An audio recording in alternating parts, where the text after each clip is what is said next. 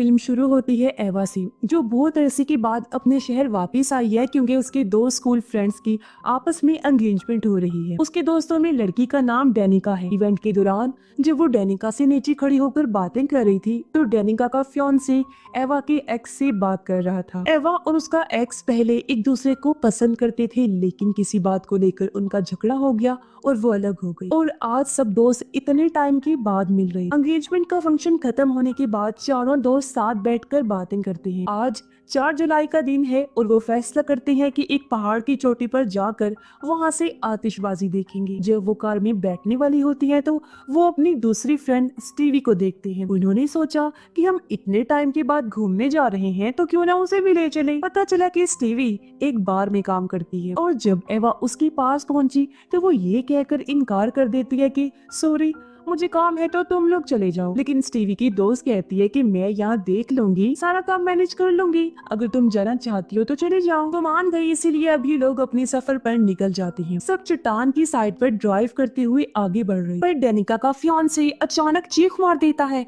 जिससे बाकी सब बहुत डर जाते हैं। लेकिन ये सिर्फ एक मजाक था। जल्दी वो उस जगह पर पहुंचे और कार से उतर जाते हैं। डेनिका का फियांसे अजीब ही बर्ताव कर रहा था, जैसे वो आउट ऑफ कंट्रोल हो, पागल हो। अचानक उनके पास एक दूसरी कार आने लगी तब वो अपनी जगह से हटने का नाम ही नहीं ले रहा था। बाकी लोगों को उसकी इस हरकत पर गुस्सा आता है और फिर ऐन वक्त पर एवा का एक्स उसे सामने से हटा देता है। सब उसे गुस्से से देखते हैं, लेकिन दूसरी कार अपने रास्ते से हटकर बैरियर से टकरा जाती है जिससे वो वहीं अटक गई। ये देख सब बहुत डर गए। ड्राइवर को बचाने के लिए दौड़ते हैं जो बहुत ज्यादा जख्मी हो गया था, लेकिन कार का दरवाजा नहीं खुलता और कार आगे बढ़ती रहती है। सब उसे वापस खींचने की कोशिश करते हैं, लेकिन कुछ नहीं होता। फिर आखिरी पल में ड्राइवर डेनिका के फियांसे की शर्ट पकड़ लेता है, लेकिन उसने जल्दी से छुड़वा ली जिससे कार पानी में गिर जाती है। एवा और स्टीवी कहते हैं कि हमें उसे बचाना चाहिए, लेकिन नीचे जाने का कोई रास्ता नहीं है। डेनिका का फियांसे पुलिस को कॉल करने चाहता है।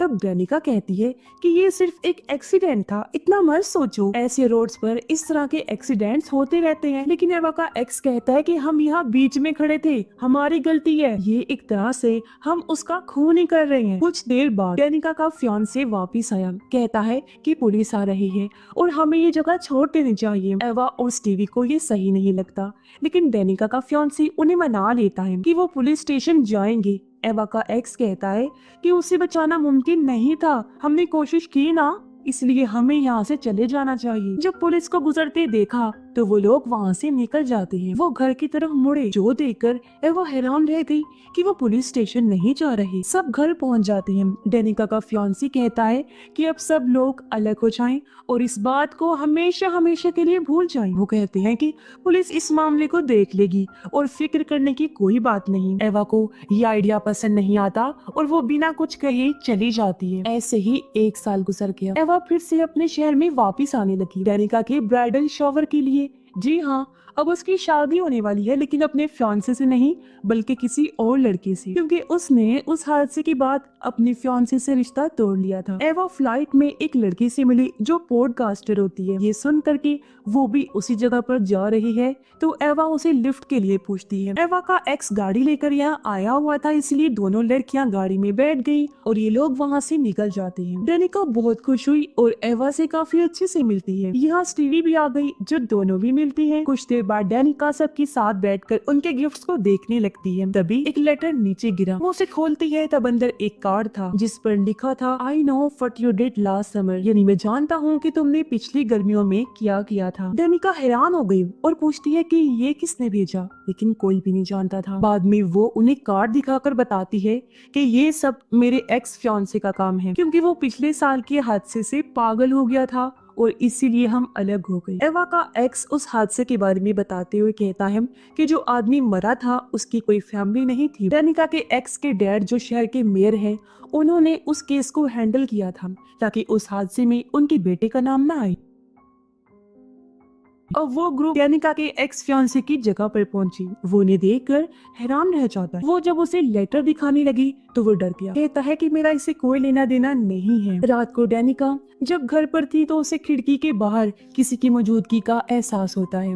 जब वो देखने जाती है तो उसका फियांसे पीछे से आकर उसे पकड़ लेता है। सोचता है कि शायद डेनिका को शादी की वजह से घबराहट हो रही है, इसीलिए वो उसे रिलैक्स करता है। डेनिका नहाने जाती है जबकि बाहर उसका फियांसे ड्रिंक कर रहा था। वो बार टब में लेटकर मेडिटेशन करती है खुद को रिलैक्स करने के लिए, और अचानक बाहर की लाइट ऑन हो जाती है। ये देख उसका फियांसे हैरान रह गया और चेक करने बाहर गया, लेकिन लाइट फिर से बंद हो जाती है। वो बड़ी गौर से अंधेरे में देख रहा था, फिर वापस आता है, लेकिन अचानक एक तीर उसके कंधे के आर पार हो जाता है। वो गिरने वाला था, लेकिन अपने पीछे वाले पिलर को पकड़कर खड़ा रहता है। डेनिका ने म्यूजिक लगाया हुआ था, इसलिए वो कुछ नहीं सुन पाती। वो नीचे गिर गया था, लेकिन थोड़ा रेंगते हुए दोबारा खड़ा हो जाता है। तब उसे पता चला कि वहाँ तो किलर आ चुका है, जो एक दूसरा एरो शूट करता है। किलर फिर उसके पास आया और अपने बड़े से हुक से उसका खात्मा कर देता है। किलर को हम नहीं देख पाते क्योंकि उसने मास्क लगाया हुआ था। डेनिका नहाने के बाद फ्रेश फील करती है। उसने सुना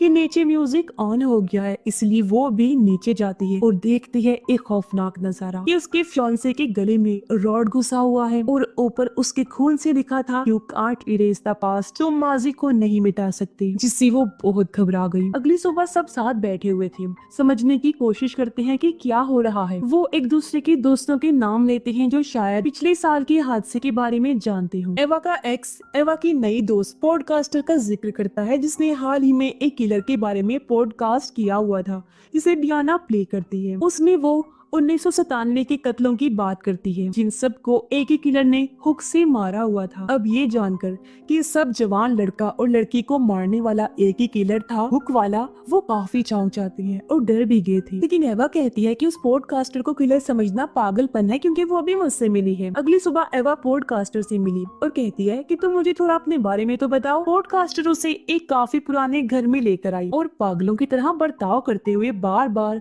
1997 के कत्लों की बात करती रहती है जो उस सीरियल किलर ने किए थे। फिर वो एवा के कान में धीरे से कहती है कि किलर ने अपने विक्टिम्स, यानी जिन्हें अब वो शिकार बनाएगा, मारेगा, उनके लिए एक नोट छोड़ा है जिस पर लिखा था, I know what you did last summer, और वो उसे दिखाती भी है। वो एवा को एक प्रोफेसर लेडी और रे नाम के आदमी के बारे में भी बताती है, जो उस टाउन की हादसे के सर्वाइवर्स थे, यानी किलर से जिंदा बचने वाले 2 लोग। वो एवा को और डराती है, कहती है कि इंतजार करो, और खुद ऊपर चली जाती है। एवा मदद के लिए कॉल करती है। जैसे जैसे इंतजार बढ़ता गया, वो अचानक से किलर को अपने सामने खड़ा पाती है। उसने सोचा कि ये पॉडकास्टर है जो मेरे साथ मजाक कर रही है, लेकिन वो तो ऊपर थी। इसका मतलब कि एवा के सामने सच में वो किलर ही था। वो उस पर हमला कर देता है। तब एवा किलर के हर अटैक से बचती रहती है। वो चाकू से किलर को ही जख्मी कर देती है। फिर वो किलर के सामने चाकू करते हुए खुद को एक रूम में लॉक कर देती है। कुछ देर बाद जब उसे एहसास हुआ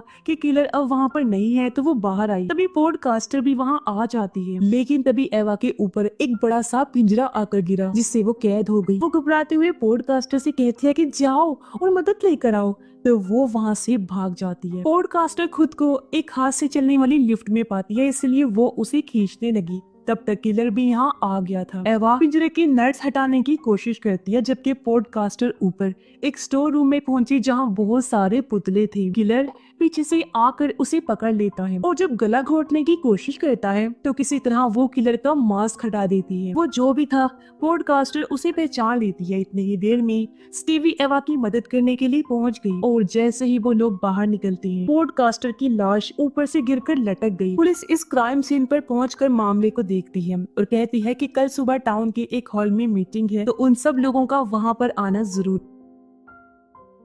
उन्हें अब समझ नहीं आता कि क्या करें, लेकिन एवा के पास एक प्लान है। वो है सर्वाइवर प्रोफेसर, जो अपने स्टूडेंट्स को पढ़ा रही होती है। जैसे वो बाहर आई, एवा उसके पास जाती है, लेकिन वो अपने पास्ट के उस हादसे के बारे में कोई बात नहीं करना चाहती, लेकिन एवा उसकी मिन्नत करते हुए मदद मांगती है। अब क्योंकि वो भी उस अजीब सूरत हाल से गुजर रहे थे, इसीलिए वो एवा की बात सुनने के लिए तैयार हो जाती है और एवा को अपने घर ले आई। एवा पूछती है, क्या आप मेरे साथ टाउन जा सकती हैं? इस पर प्रोफेसर कहती है कि इसका कोई फायदा नहीं है, इसका सिर्फ एक ही तरीका है, ये पता लगाना कि ये सब कौन कर रहा है, यानी कि किलर कौन है, उसे ढूंढो। टाउन मीटिंग में पुलिस सबको बताती है कि पॉडकास्टर ने अपनी जान खुद ली है, क्योंकि हमारे पास उसकी हिस्ट्री है, जिससे ये बात साबित हो रही है कि उसका दिमागी तवाज़ुन ठीक नहीं था। ये सुनकर एवा और उसका एक्स खड़े हुए इस बात की मुखालफत करते हैं। एवा बताती है कि वो किलर नहीं है, बल्कि जब मैं उसके घर गई थी तो वहाँ किलर सच में आया था, जिसने मेरा भी पीछा किया। जो सुनकर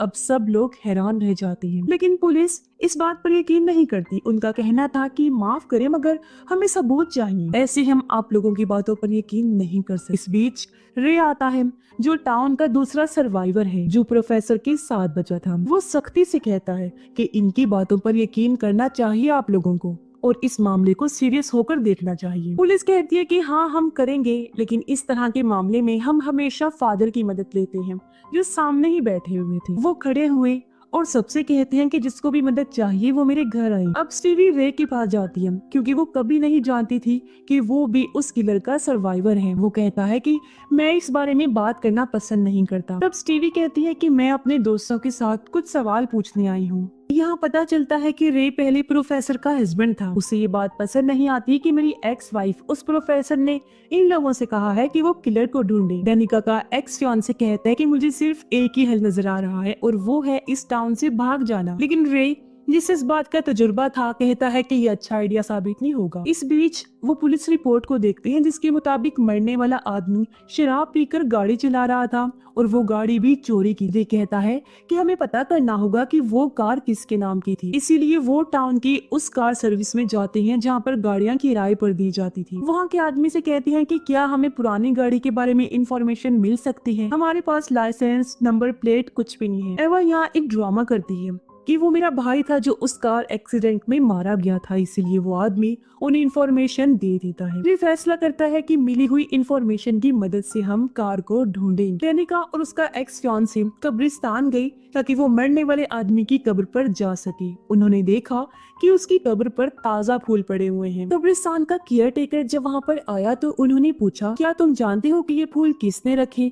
वो कहता है कि नहीं, मैं नहीं जानता। तो वो दोनों उसे सीसीटीवी फुटेज दिखाने के लिए रिक्वेस्ट करते हैं, और वो मान गया। वो जाता है चेक करने, और जैसे ही वो पता लगाने वाला होता है, किलर पीछे से आकर उसका गला काट देता है। अब उन्हें शाम हो गई थी और आदमी अभी तक वापस नहीं आया था, इसलिए उसका एक्स फियांसे चेक करने गया, जबकि डेनिका वहीं रुककर इंतजार करती है। और जैसे ही वो पीछे मुड़ी, अचानक से उसके सामने किलर आ जाता है। वो बहुत घबरा गई, भागती है और एक स्टोरेज में छुप जाती है।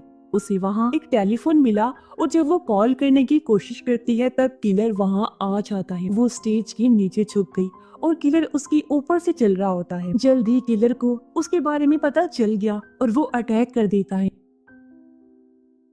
वो उसे खींचकर बाहर लाया और नीचे फेंक देता है। उसे मारने ही वाला था कि तभी उसका फियांसे आ गया, किलर को साइड में गिराकर उसे बचा लेता है। किलर वहाँ से भाग गया और वो डेनिका को संभालता है। अब प्रोफेसर जो अपने घर पर थी, अचानक उसके दरवाजे पर कोई आया, जो और कोई नहीं बल्कि रे है। वो उसे अंदर आने देती है। उसने कहा कि मैं सिर्फ इसलिए आया हूँ क्योंकि मुझे इस बात से मायूसी हो रही है कि तुमने एवा से किलर को ढूंढने के लिए कहा है, हालांकि तुम जानती हो कि वो सबकी मौत की वजह बन सकता है। उधर सारे दोस्त एक साथ थे, जहाँ डेनिका भी अब ठीक हो रही। इस बीच एवा की एक्स को अजीब महसूस हुआ, इसीलिए वो अपना मूड ठीक करने के लिए अपनी गाड़ी के पास आ जाता है।